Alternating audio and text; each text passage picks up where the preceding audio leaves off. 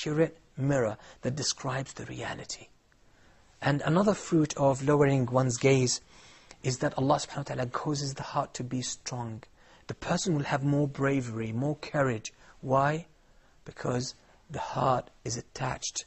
The heart is focused on things that really benefit. And still the reality of things. So apprehension is not there. Any fear that might be in the heart is justified and is logical and reasonable. And is not exaggerated like other people's hearts.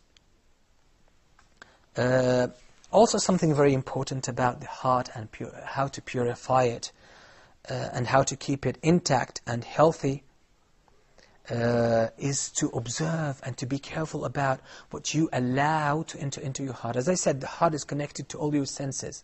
So everything you hear goes to your heart.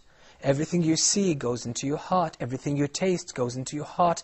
Everything you touch goes straight into your heart and has its own impact. Either positive impact or a damaging impact. And you decide what kind of impact or influence you need to have in your heart. This is why Allah subhanahu wa ta'ala says to the Prophet sallallahu alaihi wasallam, Ya ayyuhal muddathir, or the one shrouded in your garment or your cloak. Qum fa'anzir, wake up, stand up and go and warn the people against the reality of what's awaiting them. وَرَبَّكَ فَكَبِّرْ, glorify your Lord. وَثِيَابَكَ فَطَهَّرْ. Literally this verse means, and purify your clothes. But this is an expression that the Arabs had. They used to use the clothes, the word clothes, to stand for the heart. So this verse basically means, and purify your heart. How do you purify your heart? By being careful what you allow into your heart. And the only avenues, the only access to your heart goes through your eyes, your ears, your senses, and through the things you read, things you hear, etc. So if you are careful about that, your heart will remain pure. And Allah gives us a clue about this. When Allah talks about the hypocrites and about the Jews who twist the words, Allah says about them, سَمَّاعُونَ لِلْكَذِبِ. They always listen to lies. They listen to their rabbis who are lying. They know that their rabbis are lying, but they like this speech, so they keep listening to it. And this is very important, because many people like to listen to lies. They don't mind listening to lies. They don't mind listening to music. And when you listen to music, what music does, it gives you an unrealistic impression. Unrealistic impression means a lie. So this is the problem. When you feel sad, people say listen to music will make you feel happy. But that's wrong. That's wrong, because when you are sad, there's a reason for sadness. Treat the reason, treat the root of the problem. Don't try to manipulate the symptoms. When you manipulate the symptoms, you're lying to yourself. So music takes you into an imaginary world, and it suggests that things are okay, so no need to be sad. But still the root of the problem is still there. You haven't treated it. So Allah subhanahu wa ta'ala says about these people, سَمَّاعُونَ لِلْكَذِبِ. They like listening to lies. They like that. They allow the lies to sink into their hearts. So what happens? Allah says at the end of the verse, أُولَٰئِكَ الَّذِينَ لَمْ يُرِدِ اللَّهُ أَن يُطَهِّرَ قُلُوبَهُمْ. These are the people that Allah did not will that their hearts be purified. You see? Purification of the heart is by watching what you allow to go into your heart, through your senses, through your eyes, through your ears, through everything. So if you do not control the avenues leading to your heart will not be protected. So those people allowed so much lies to go into their ears and so into their hearts deliberately. What happened? Allah said, أُولَٰئِكَ الَّذِينَ لَمْ يُرِدِ اللَّهُ أَن يُطَهِّرَ قُلُوبَهُمْ. Those are the people Allah did not want their hearts to be purified because they did not follow the necessary means.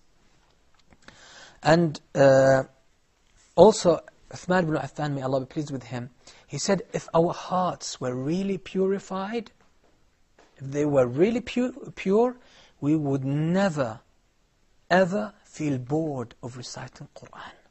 No matter how much we read of the Qur'an, we will always be willing to have more, and we would be keen and so eager to get more of the Qur'an and read more of it.